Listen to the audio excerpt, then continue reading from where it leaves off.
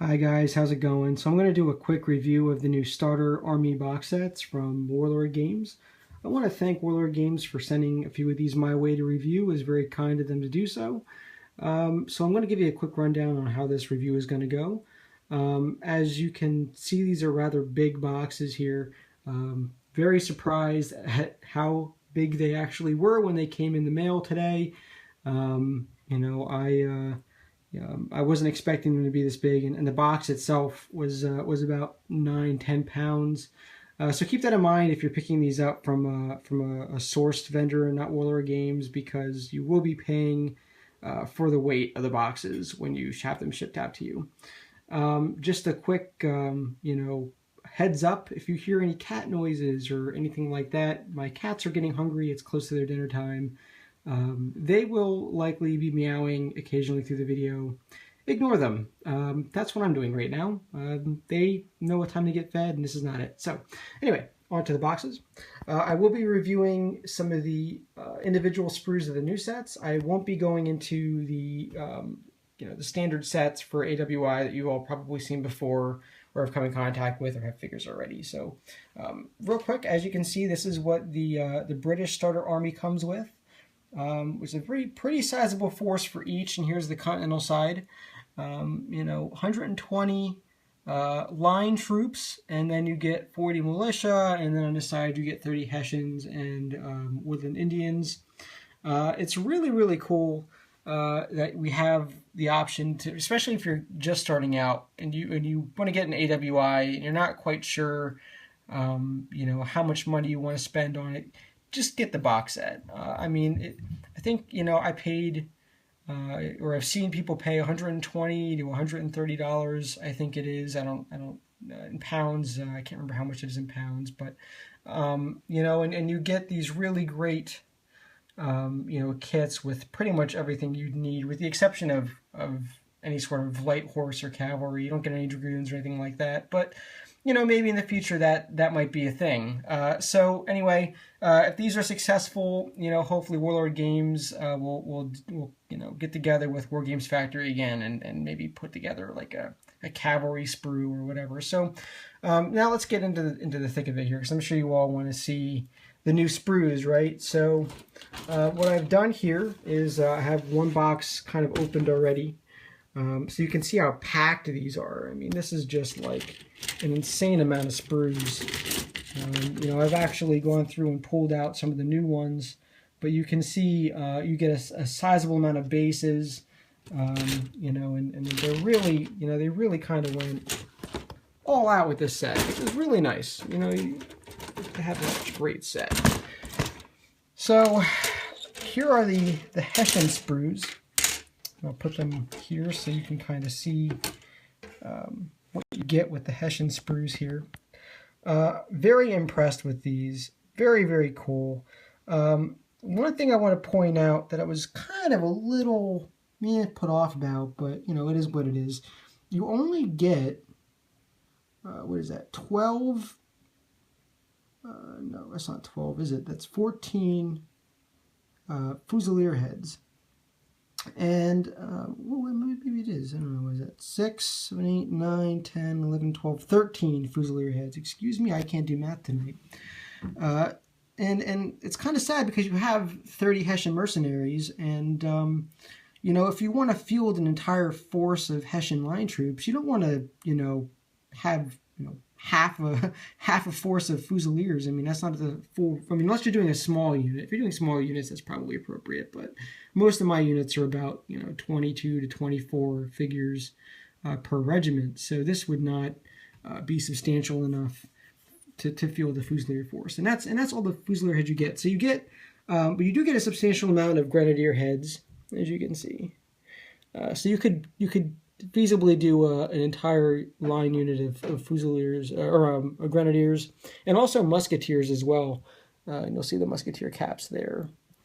They're quite well detailed, and they get other cool things. You get like the Jaeger packs, and you get some of the Jaeger rifles here. Really well detailed. Really impressed with these miniatures. And if you're just if you don't want to get any of the metal sets from Perry or anything like that, or from or get any of the 25 millimeter sets, you know, from Age of Reason, or you know, anything like that, this is a really, really good set. And the command sprue is just amazing. One of the cool things about the command sprue is, you know, you get all of these variables for officers, right? So if you want them to hold a pistol, they hold a pistol. If you want them to hold a sword, they hold a sword. And, you know, if they want them to hold a spontoon, they hold a spontoon. It's just really cool. I mean, you have a lot of variety. So yeah, I'm really impressed with these. You know, and you get extra bits. You know, if you, like, for example, you get this extra musket here.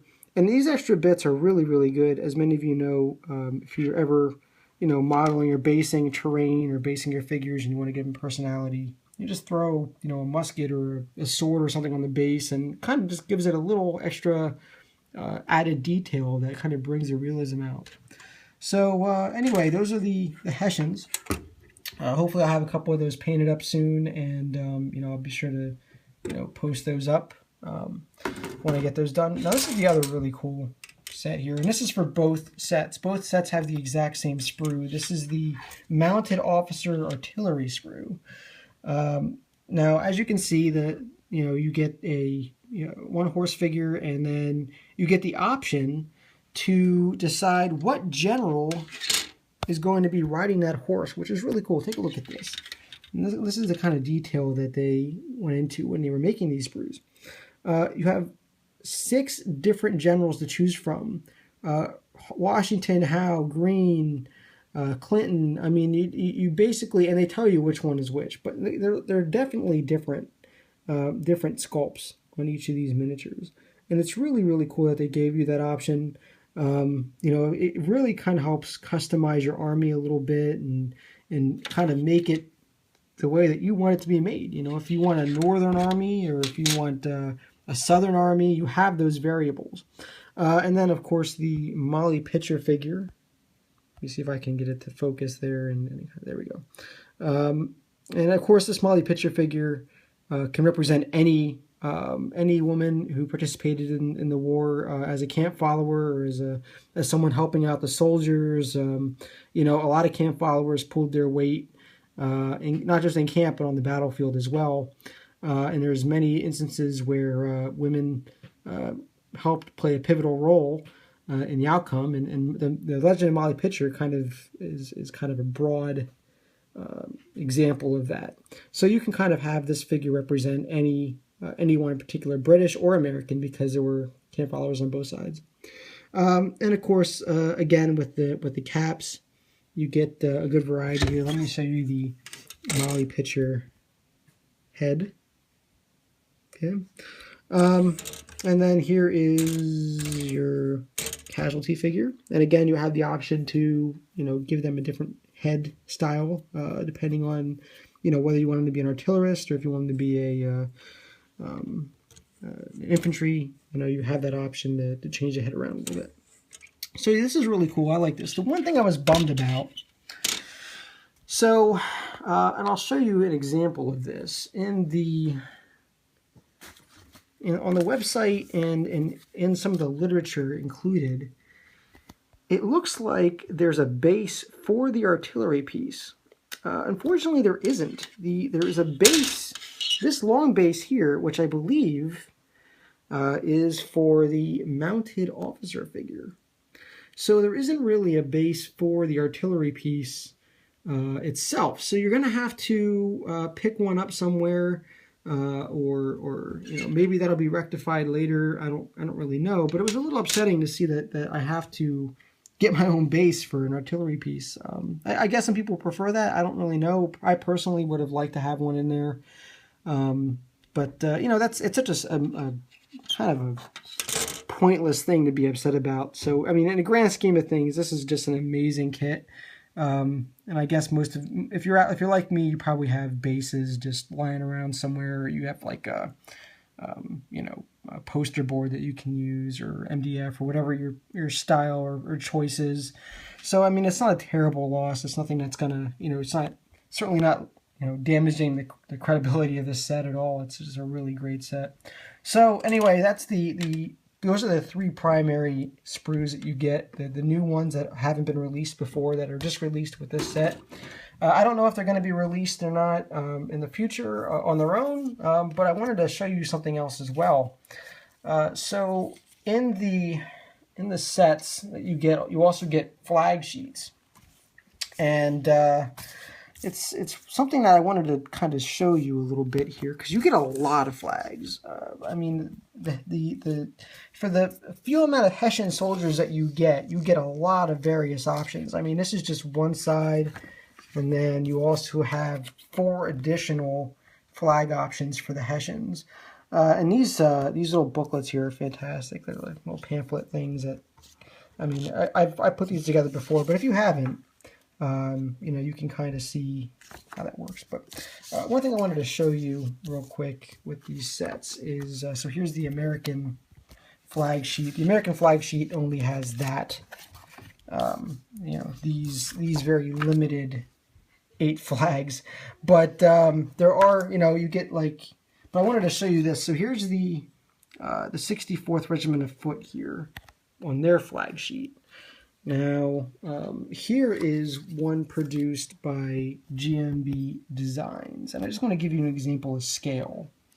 So if you're using flags for your entire army, and if you're just going to use this flag set for your army, then it doesn't really matter. But if you want a variety, just be aware that there is a substantial size difference between some of the flags that are put out, and then of course when you look at Perry.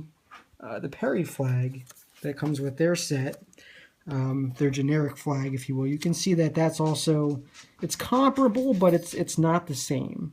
So just, you know, it's not a big deal. I mean, I hope no one's going to be, you know, scrupulously looking at your miniatures going, oh, those flags aren't the right size, they're not all symmetrical or whatever. But the fact of the matter is, you know, in case you were curious as to how they stacked up to other flag designs, from other you know, flag producers like GMB, or I don't have any of Ian's Flames of War flags right now. They're on their way, but I can't really compare those at the moment. But you can kind of get an idea of the size differences there. Now the American flags here, they're pretty similar in size to what Perry produces, and also GMB Designs, in my experience, they're pretty spot on with the size of them. So just again, be aware. There are a lot of flags, a great variety here. I will be using some of these myself when I'm putting some of my regiments together here. And then finally, just wanted to throw out some examples here of some of these finished figures. And if you're curious about how they look with other sets, it'll give you a good idea here. So here is some Perry figures mixed in with some of the new, or some of the Warlord Games, War Games Factory miniatures. So here's an example of one of the War Games Factory miniatures here. It just fell. So, but you can see, you know, how detailed they are and crisp they look. They really take paint well. I'm really happy with them. You know, they're also really good with washes and inks. As you can see, there's so many little crevices and nooks and crannies for the inks and washes to kind of settle in on, which is fantastic. So that's one of them, and then here's another individual here that I painted up, and these are loyalist troops that I painted up here. So again, you can see how well they take the paint, and really nicely. And some people have complained about, you know, they don't look, you know, they don't look as natural as some of the Perry figures do, and that might be true. But you know what? The detail, and from a distance, I mean, they're just phenomenal on the table. So I don't think that you have to worry about that too much. And then also, for those who were curious, I think these are the best models that War Games Factory produces in the AWI line, which is the Woodland Indians. They are very well sculpted. I had a lot of fun painting them. You know, I know that some, obviously the base is incomplete, but you know, I need to get magnets for these guys. And then obviously for the militia guys, for the American side, here you can kind of get, come on, focus, focus. There we go.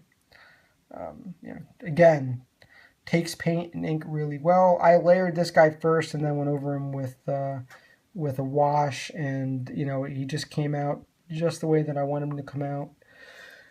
And then here's another example of that same process.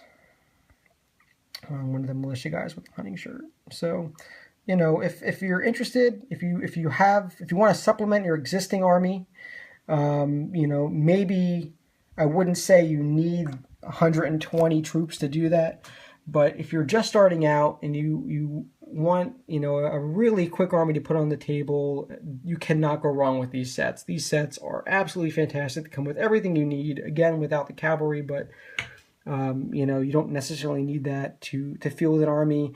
You know, and I highly recommend them. So please, please, please consider going and getting your own box set from Warlord Games. Really appreciate them again for sending these along. Phenomenal miniatures, really well done. Love the box sets, and that's it, guys.